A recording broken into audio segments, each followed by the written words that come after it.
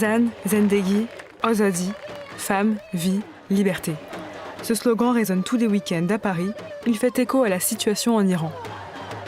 Place de la République, de nombreux manifestants sont venus apporter leur soutien au mouvement né depuis la mort de Mahsa Amini, jeune kurde iranienne décédée 2 mois plus tôt. Parmi eux, Sanaz, une danseuse de 31 ans. Arrivée en France il y a 3 ans, elle a encore sa famille et ses amis en Iran et compte bien être leur voix.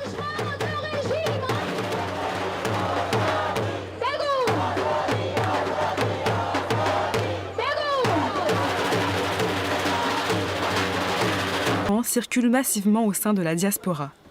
Kevin, médecin de 27 ans, est né en France de parents iraniens.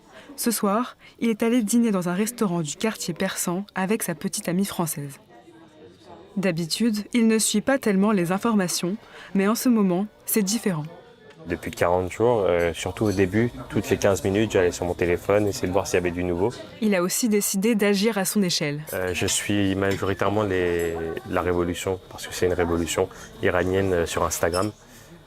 C'est un endroit où les sources de médias ne sont pas forcément filtrées. J'essaye de partager les informations que j'ai, de dévoiler un peu ce qui se passe.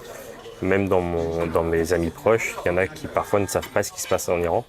Je trouve qu'il y a peu d'actions, ça pourrait aller encore plus loin, au-delà des manifestations qui sont mises en place, mais par des gens de la communauté iranienne, malheureusement, parce que je pense qu'il pourrait y avoir aussi une action beaucoup plus concrète, comme on a pu le voir par exemple en Ukraine.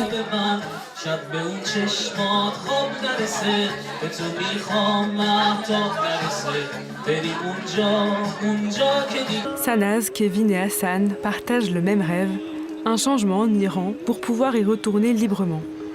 Aujourd'hui, environ 40 000 Iraniens vivent en France. Pour beaucoup d'entre eux, l'accès au pays est impossible ou trop risqué sous ce régime.